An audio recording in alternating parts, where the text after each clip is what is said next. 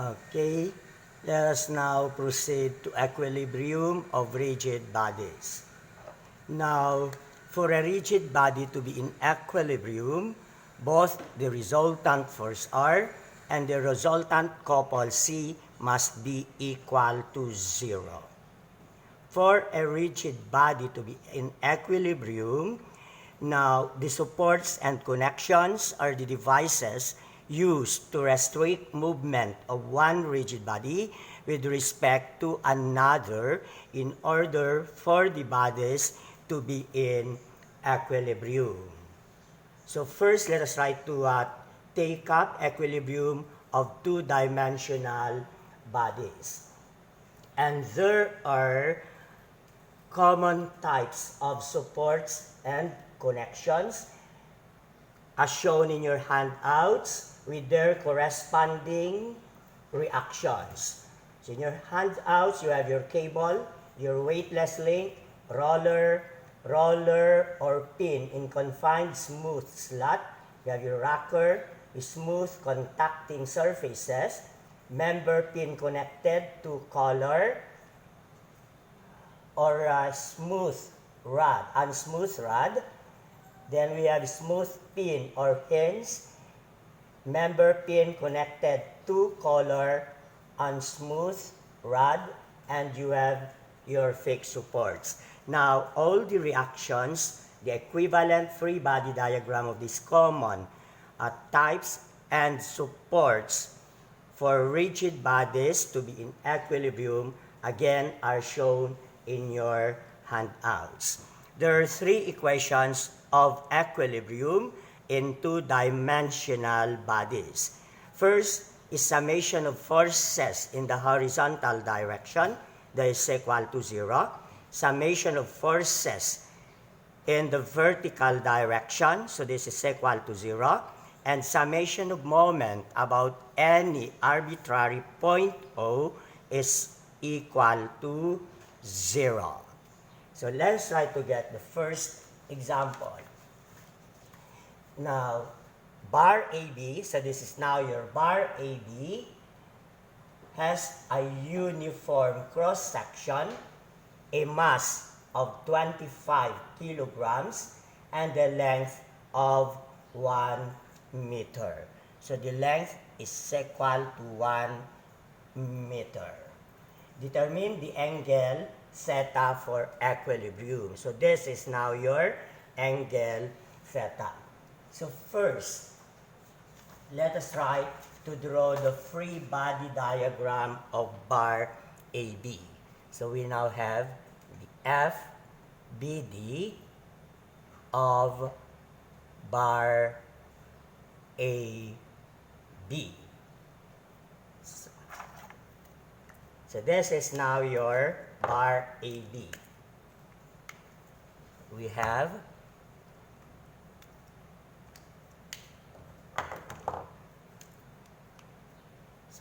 your bar AB.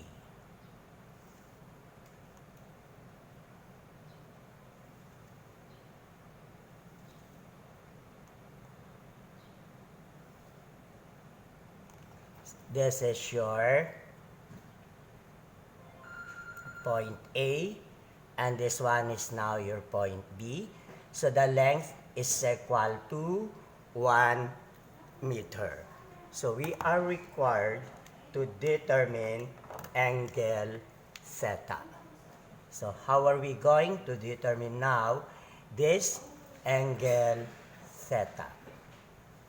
Now again, if you recall your free body diagram, this is an isolated part of a body which shows all the forces acting on that body. So we have the mass of the body, and that is equal to 25 kilograms. So this is therefore the mass of the body. So this is now its equivalent weight.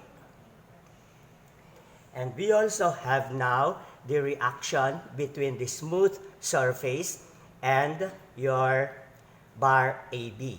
So this is perpendicular to their point of contact. So we now have the reaction in here is perpendicular. So this one is 30 degrees. So this is therefore the reaction at point A. So we now have the reaction at point A. Hence, this is now making an angle of 30 degrees with the vertical. So that is equal to 30 degrees with the vertical. Now, another contact point is at point B. So we have the smooth surface and again your bar AB. So it is 45 degrees with the vertical.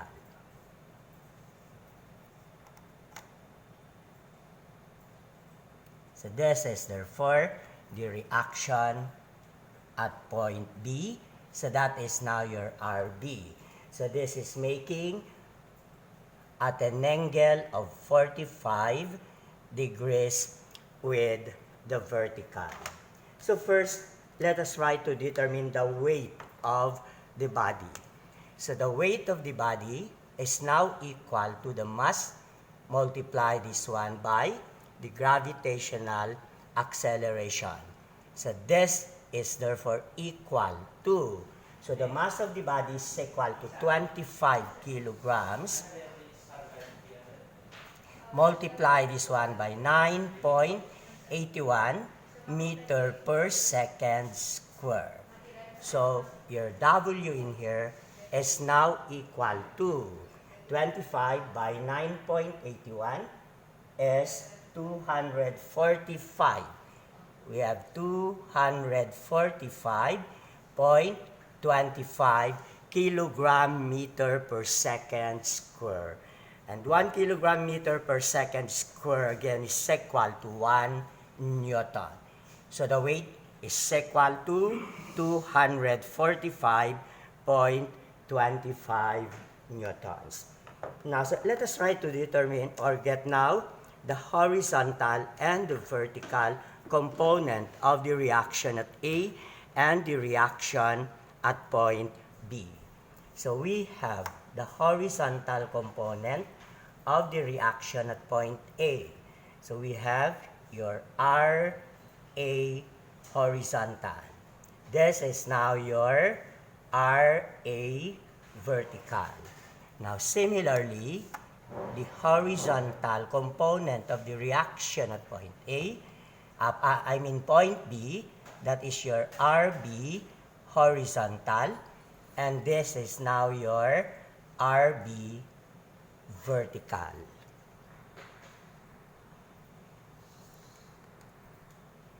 Okay, so your RA horizontal is now equal to the reaction at point A. We have sine of 30 degrees, and your RA vertical is equal to RA. We have cosine of 30 degrees. Similarly, your RB horizontal is equal to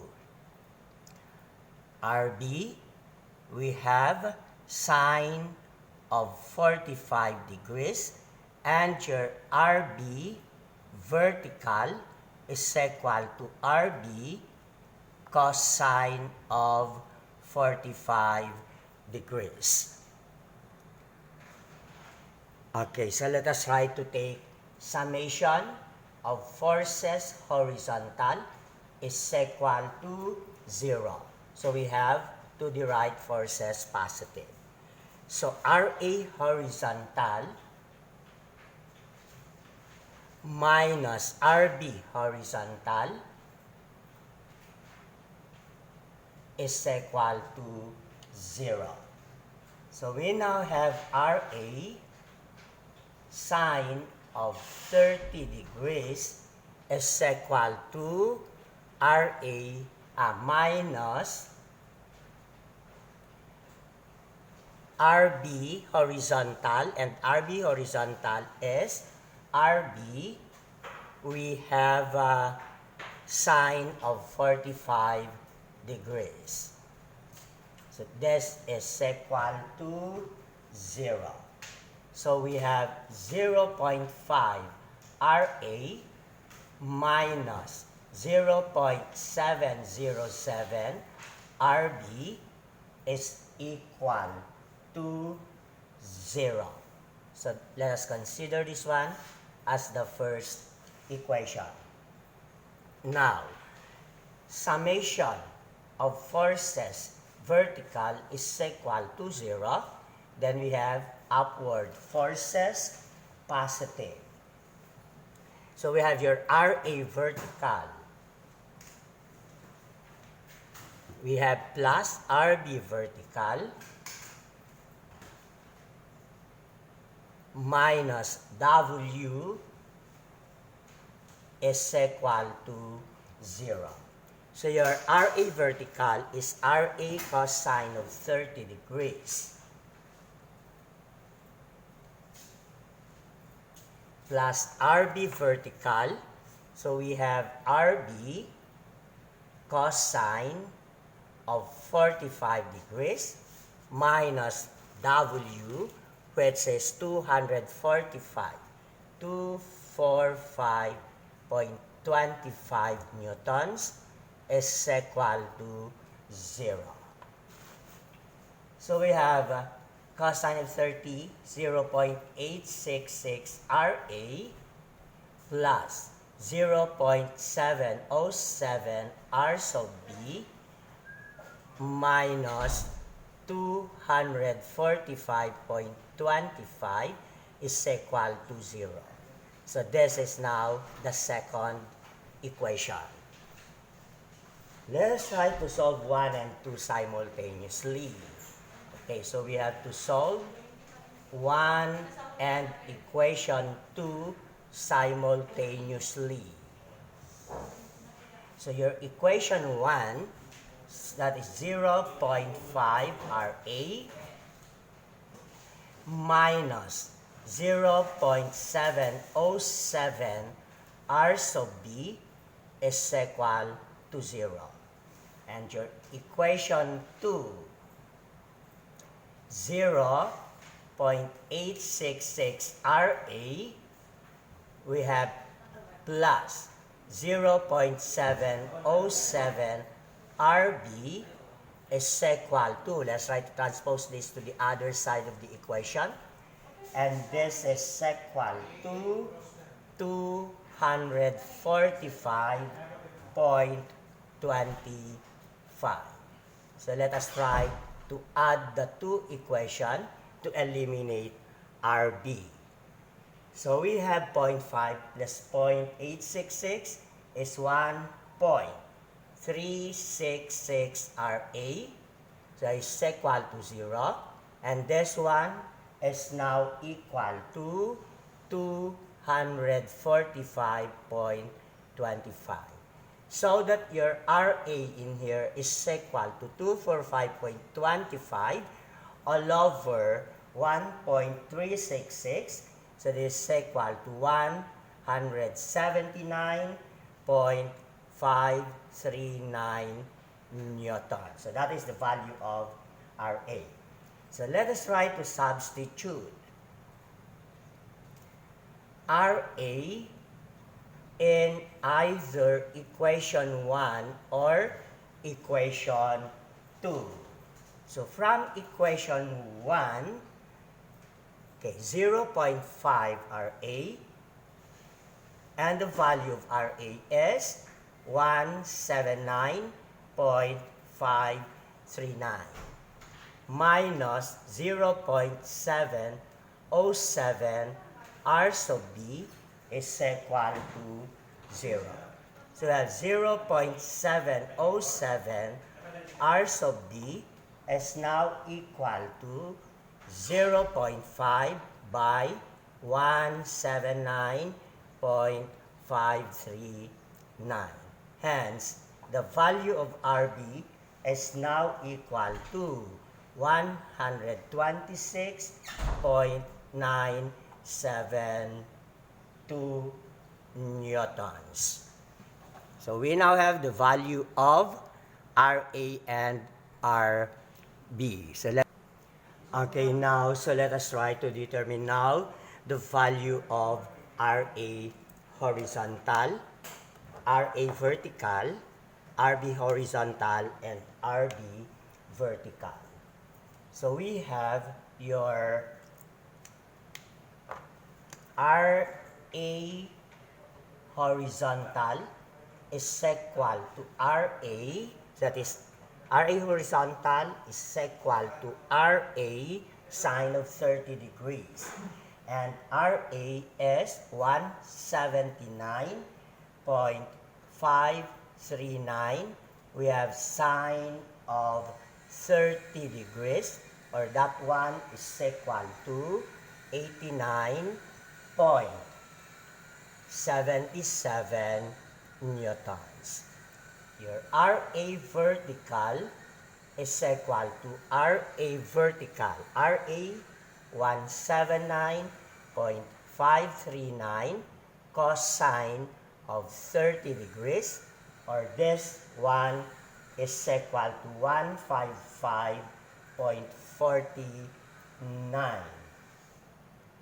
So it is 155.49 newtons.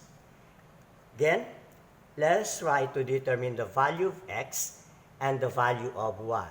So your x in here is the horizontal distance from point A to point B.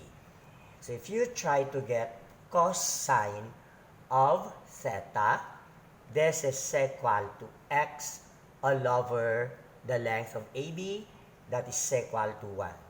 So your x in here is equal to cosine of theta. Let's try to determine the value of y, or that is the vertical distance from point A to point B. So that is sine of theta is equal to y all over 1. So your y is equal to sine of theta. Next, let us try to determine this distance in here. And I'm just going to consider that this one in here is x of 1. That is x of 1, that will still be equal to theta. Or using similar triangle. So I'm just going to use similar triangle. So this is your triangle in here. So we have x is to 1. You have your x is to 1 is equal to x1 is to 0.5. This x1 is to 0.5. So your x in here is equal to cosine of theta. S to 1 is equal to x of 1 is to 0.5. So the value of x1 in here is equal to 0.5 cosine of theta. So that is therefore the value of x of 1.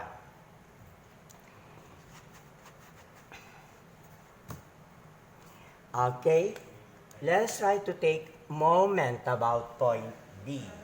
Summation of moment about point B is equal to 0, clockwise moment positive. So we have your RA horizontal is going counterclockwise about point B. So we have minus and RA horizontal. So I'm just going to place minus RA horizontal. The moment arm is Y. So this one is going clockwise about point B.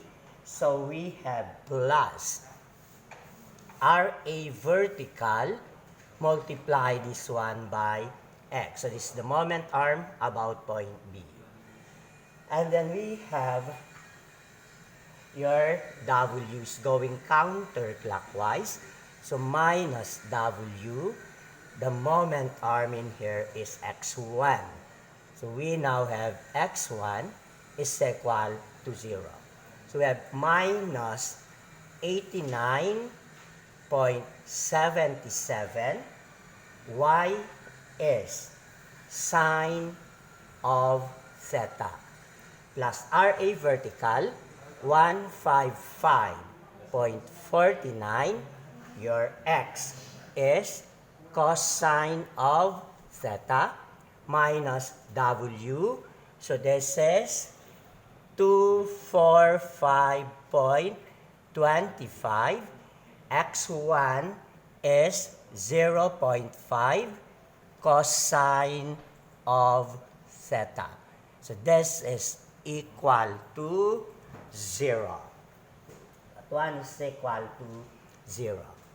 So we have now minus 89.77 sine of theta. So let us try to get the algebraic sum. 155.49 minus 245.25 by 0.5. And that is positive 32 point is positive 32.865 cosine of theta, and this is equal to 0.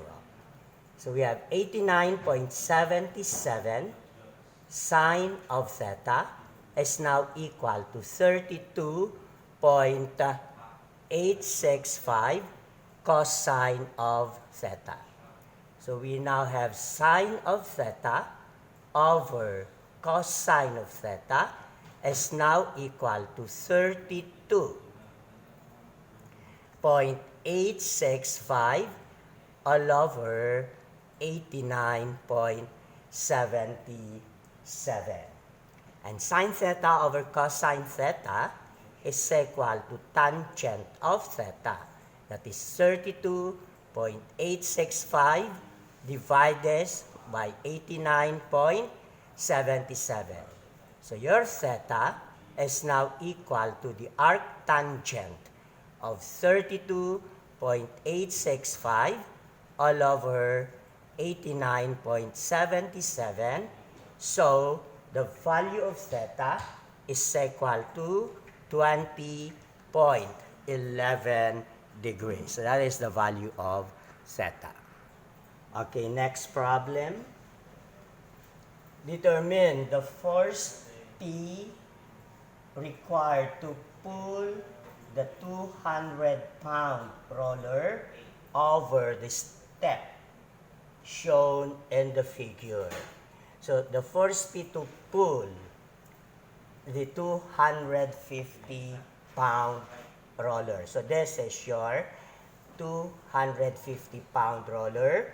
The radius is 12 inches. And the rise of the step is equal to 3 inches.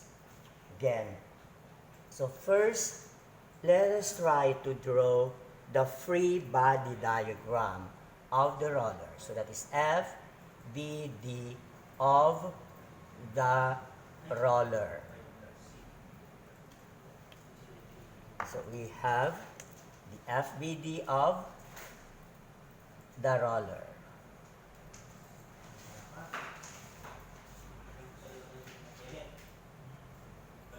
Okay, so we have, okay, so this one in here is equal to 30 degrees.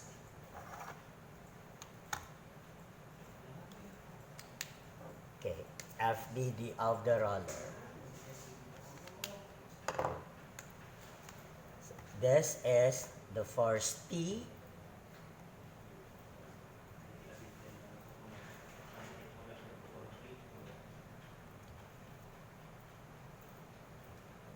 So we now have the force P. And then we have the weight of the roller, which is equal to 250 pounds. So this is the weight of the roller. And the weight of the roller is equal to 250 pounds. So, I'm just going to consider this one equal to point A. So, we now have the reaction between the smooth surface and the roller. So, the contact surface should be perpendicular. So, this is therefore the reaction.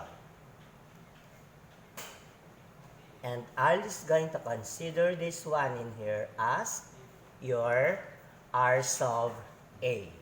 That is RA. Now, you try also to take note. Okay, so let's try to take note in here now that the reaction between the smooth plane and the roller at this point. And I'm just going to consider this point in here as point B. So we now have your point. So this is now your point B. So this is your point A. This is point B. And this is now the reaction at point B. Okay, so this one is equal to 30 degrees.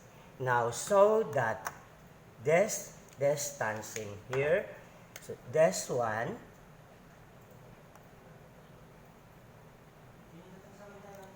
up to this point,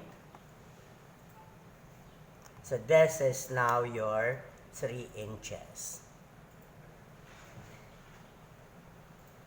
We have your 3 inches. Okay, so first, let's try to determine the values or the value of P to pull the 250 pounds roller over the step. Okay, so you try to take note in here now that if P is applied,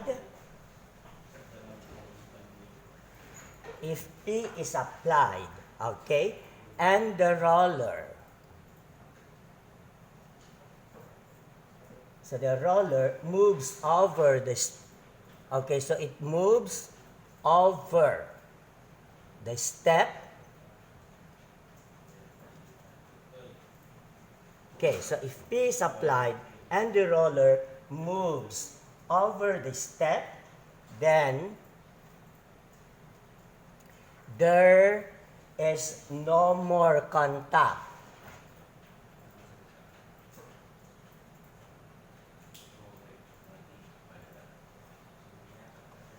between the roller and the smooth surface.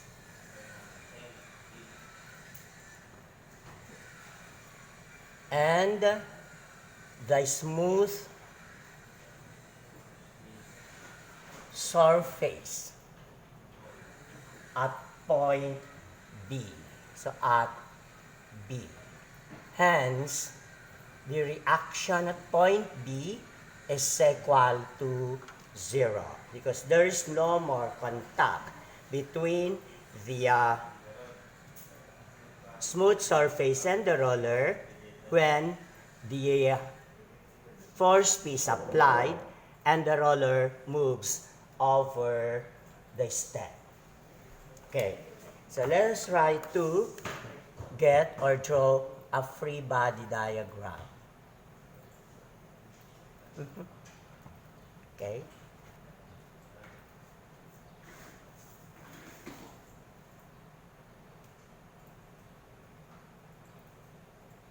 Okay, so we now have your, so let's try to have now your point P. So this is now the weight, so I'm just going to place it in here. This is the weight W. Okay. So this is your weight W, which is equal to 250 pounds. And then we have the components of P in the horizontal direction. So I'm going to consider that this one in here is now your P horizontal. We have your P horizontal and we have your P vertical. Okay, so yung black is now your P vertical.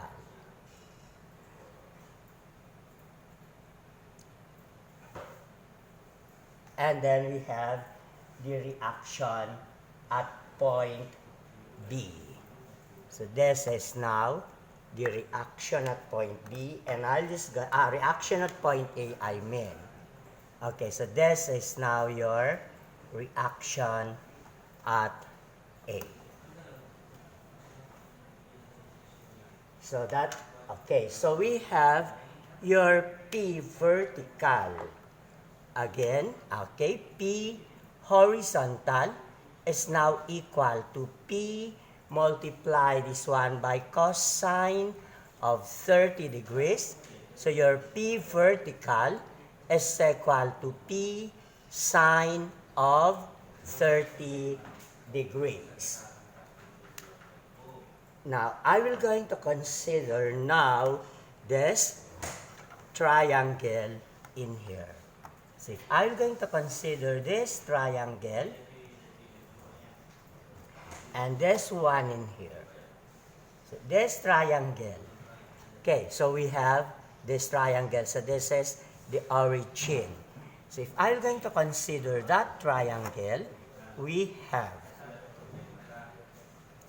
this one, and then we have another, and this one is now your,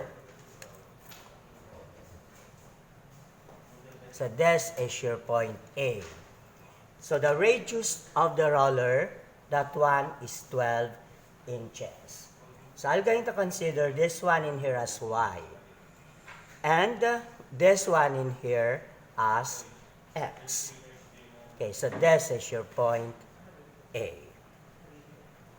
So that if you try to get now the value of Y, so the value of Y is now equal. So this is the radius minus 3 inches.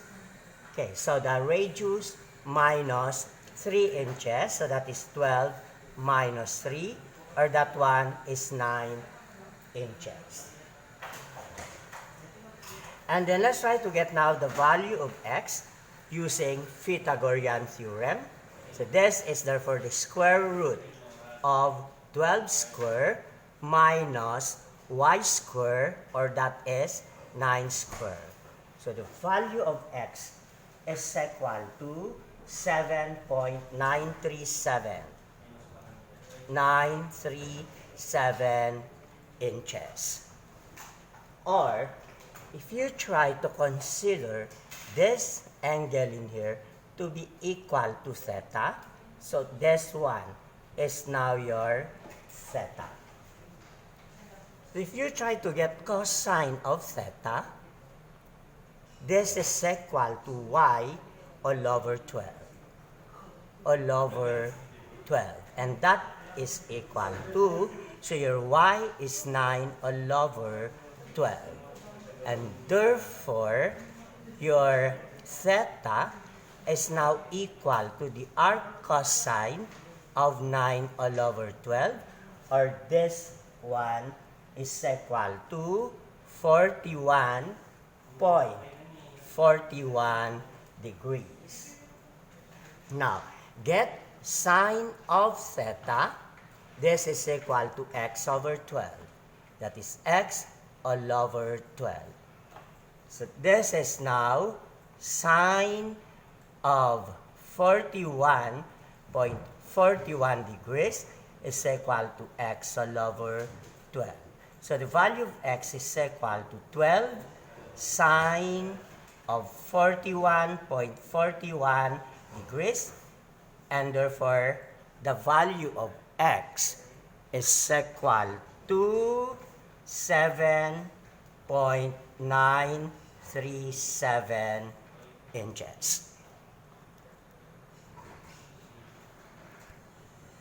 Now, let us try to take summation of moment about point A is equal to 0. Let's try to get clockwise moment positive. So, your pH is now going clockwise about point A. So, this is your Y, and that one is X. So, we have pH multiply this one by the moment arm, which is equal to Y. Your PV, itong black na to, PV is going clockwise about point A. That is plus PV, the moment arm is X. And then the weight of the roller is going counterclockwise about point A. So minus W multiply this one by the moment arm, which is equal to X, and that one is equal to 0. So your pH is P cosine of 30 degrees. So P cosine of 30 degrees by Y, which is equal to 9. Plus your P vertical is P sine of 30 degrees. Multiply this one by X, 7.937. 7.937 minus W, which is 250, multiply this one by X, 7.937. And that one is equal to 0. Okay, so if you try to add this one and that one, so that is equal to 11.763P. So this is equal to 250 by 7.937. So that is equal to 1984.25. You transpose that to the other side of the equation. So your P is now equal to 1984.25 all over 11.763. Hence, the value of P is equal to 168.69 pounds. So this is therefore the required value of P, so that the roller will move over the step. Okay, so or let us try to resolve the components of RB in the horizontal and vertical direction at point A. So knowing now that this one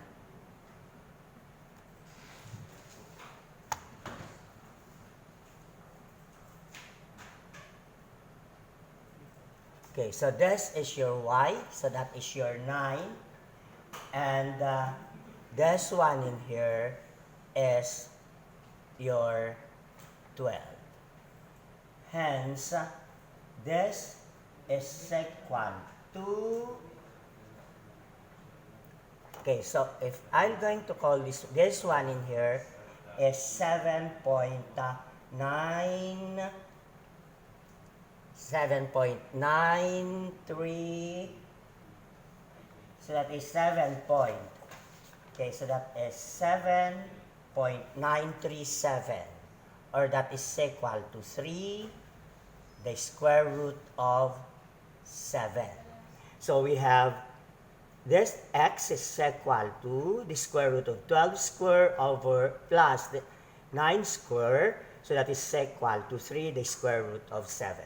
So if you try to get therefore the slope of RB, Let's try to divide this by 3. So this will become 3. This is 4. And this one is the square root of 7. Hence, your RB horizontal is now equal to RB. So we have the horizontal is the square root of 7 all over 4. And your RB vertical is RB. So we now have your vertical slope all over the hypotenuse. So we have 3 all over 4. Now, let us try to take summation of forces. Summation of forces horizontal is equal to 0. To the right, forces positive. So we have your pH is going to the right. Then minus RB horizontal is equal to 0. Now, the value of pH is equal to P cosine of 30 degrees minus RB horizontal is RB multiply this one by the square root of 7 all over 4, and that one is now equal to 0. So that the value of RB in here is now equal to 4 cosine of 30 degrees P all over the square root of 7. Now, summation of forces vertical is equal to 0, upward forces positive. So we have RB vertical plus P sub B minus W is equal to 0. So your RB vertical is RB, multiply this by 3 all over 4, plus PV vertical, so that is plus P, we now have sine of 30 degrees, minus W, which is equal to 250, and that one is equal to 0. Knowing your RB, so the value of RB is 4 cosine 30 degrees P over the square root of 7 is the value of RB. Multiply this one by 3 all over 4 plus P sine of 30 degrees is now equal to 250 pounds. Okay, so let's try to combine the sum of 4 cosine 30 degrees over the square root of 7 by 3 over 4 plus sine of 30 degrees. So this is 1.482P is now equal to 250 pounds. Hence, the value of P is equal to 168.69 pounds. So that is the value of P. Number 3. Determine the horizontal and vertical components of reaction at pin A and the reaction on the beam at point C. Okay, first, again, let us try to draw the free body diagram of bar ACB. So it's your bar ACB. We have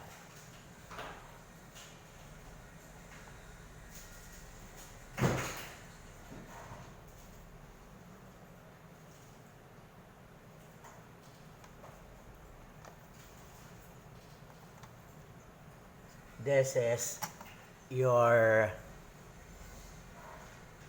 4 kilonewton load.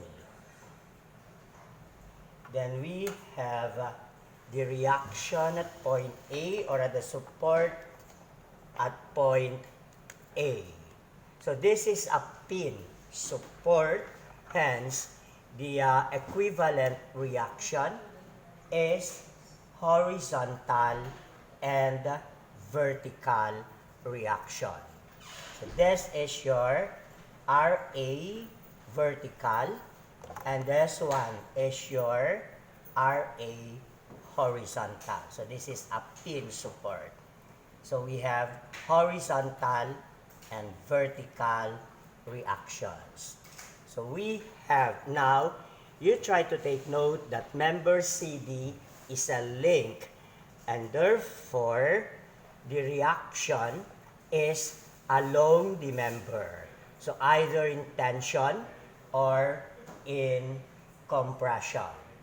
This is your RC. You have the reaction at point C. Again, this is now 1.5 meters, 1.5 meters. Now, since we are required to determine the horizontal and vertical reaction at point A, so let's try to determine RC.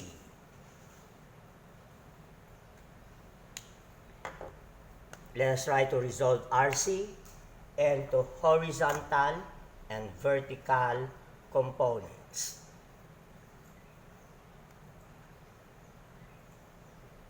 So we have the 4 kilonewton load.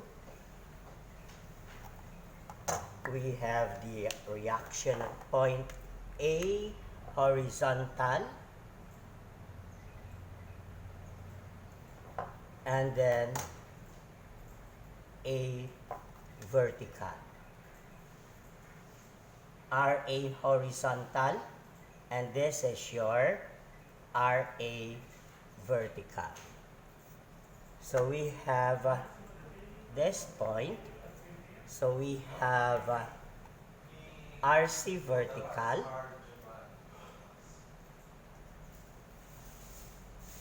and RC horizontal.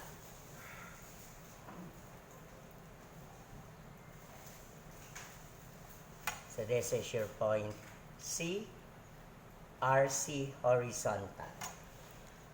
Okay, so we have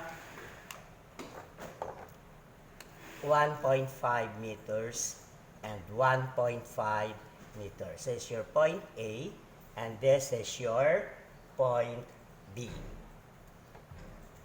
Summation of forces horizontal is equal to 0 to the right forces positive. So minus RA horizontal plus RC horizontal is now equal to 0. Now, so let us try to determine now your moment about point A. So if you try to get moment about point A is equal to 0, then I will going to consider counterclockwise moment positive. Your RC horizontal has no moment about point A because it passes through your moment center. So we have your RC vertical. So that is RC vertical going into a going counterclockwise about point A. So multiply this one by the moment arm, which is 1.5. Minus 4, multiply this one by the moment arm, which is equal to 3. And this one is now equal to 0. Now, since the slope of bar CD, that is 1.5, 1.5, hence this is 1 is to 1. This is therefore the square root of 2. Now, so that your RC vertical is now equal to RC. Okay, so that is RC 1 over the square root of 2. Okay, so that is RC, multiply this one by 1 over the square root of 2. So that your RC vertical, which is RC, 1 over the square root of 2, multiply this by 1.5 is equal to 4 by 3, that is equal to 12. Hence, the value of RC is now equal to 12. Multiply this one by the square root of 2 all over 1.5. And this is equal to 11.314 kilonewton. So that is therefore the value of RC. Now from minus RA horizontal plus RC horizontal is equal to 0. So your RC horizontal is equal to your RC, multiply this one by 1 over the square root of 2. 1 over the square root of 2. So we now have minus RA horizontal plus RC horizontal, and the value of RC is 11.314 by 1 over the square root of 2. So your RA horizontal is now equal to 8 kilonewtons. Next, summation of forces vertical is equal to 0. We have upward forces positive. So your RA vertical minus 4 is equal to 0. So your RA vertical is equal to 4 kilonewton. So that is therefore the horizontal reaction at A, 8 kilonewtons, the vertical reaction at A, 4 kilonewtons, and the reaction of the link CD is equal to 11.314. So we have problem number 4. Now, the truss is supported by a pin at point A and a roller at point B. Determine the supports reactions. Now, again, this is your point B. So that is a roller. Hence, the reaction is normal to the roller or to the application of the roller, or that is perpendicular to the roller. So I'm going to consider this one as R sub B. So this is your point B. So we now have the reaction of the pin at point A. So again, the reaction of the pin at point A, the equivalent FDD of a pin is horizontal and vertical components. So we have, so that is your R, this is your point A. So this is your RA vertical, and we have RA horizontal. So this is now the reaction at A horizontal. Now, so first let us try to determine distances in here. So if I'm going to get this one in here, this distance in here. So we have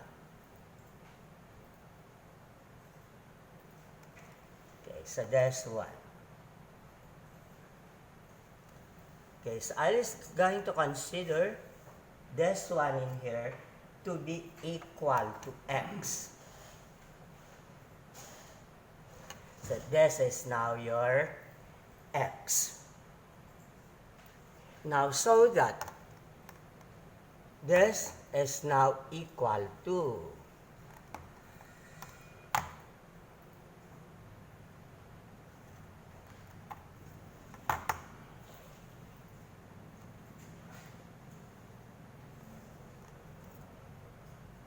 so this is your point A. So call that as x.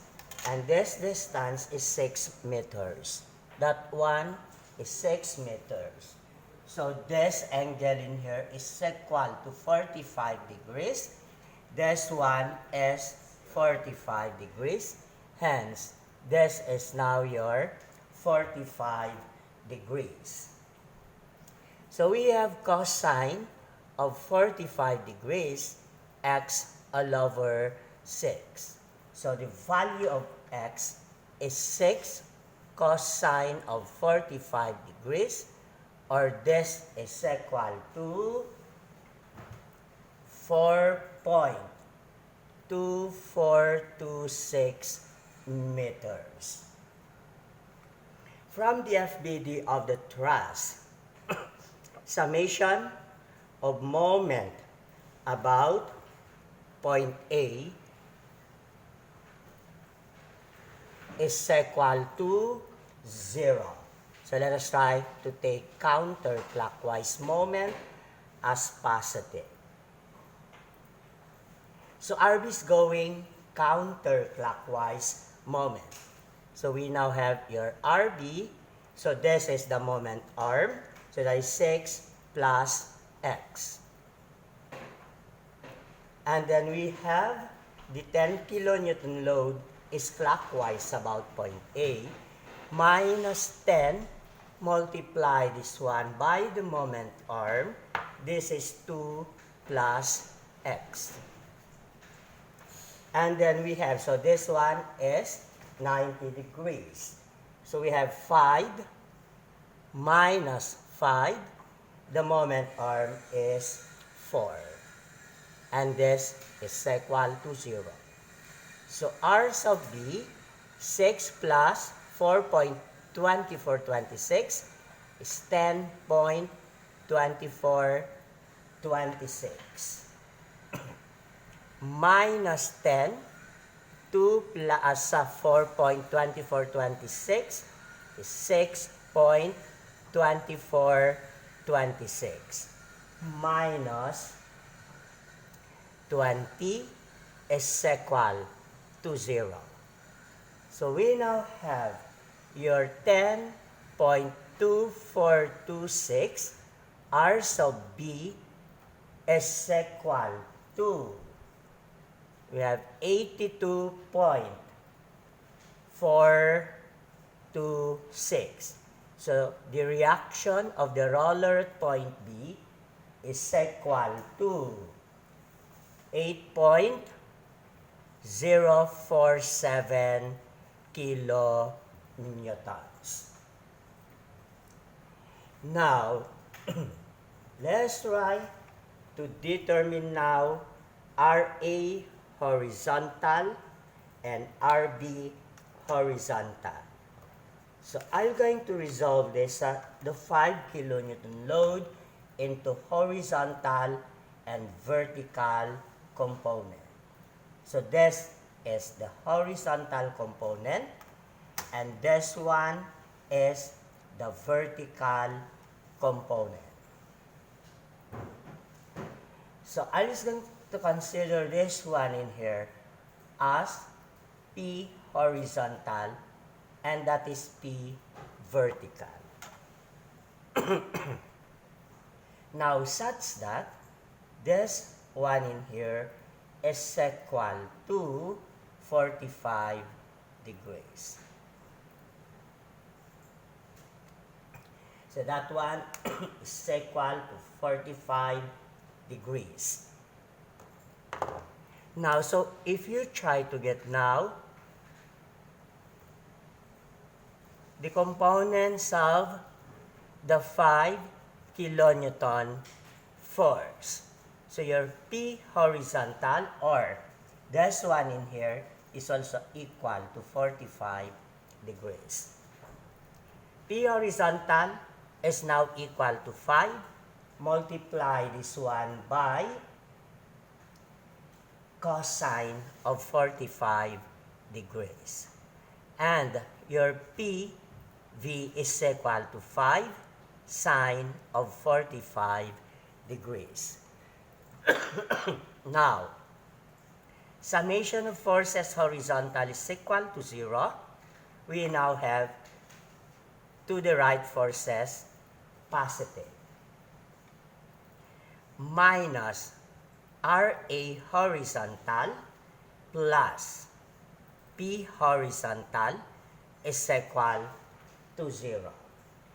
So your RA horizontal is now equal to, transpose that to the other side of the equation, 5 cosine of 45 degrees. So your RA horizontal is equal to 3.536. So this is 3.536 kilonewton. Now, summation of forces. Summation of forces vertical is equal to 0. Upward forces positive. So we have RA vertical. And then we have minus PV vertical minus P vertical. And then we have minus 10. So that is minus 10 plus RB. Plus RB is equal to 0. So we now have your RA vertical is equal to, so your P vertical, 5 sine of 45 degrees. Okay, transpose that to the other side. So plus 10. And then minus R sub B. And again, your R sub B is equal to, this one, 8.047. So minus 8.047. Hence, your RA vertical is now equal to, so that is 5.489. 5.489 kilonewtons. And therefore, the net reaction of RA is now equal to the square root of RA horizontal square plus RA vertical square. So your RA is now equal to the square root of 3.536 square plus 5.489 square. So your RA is now equal to 6.529 kilonewtons. So your RA makes an angle theta with the horizontal, or with equal to the arc tangent of RA vertical all over RA horizontal.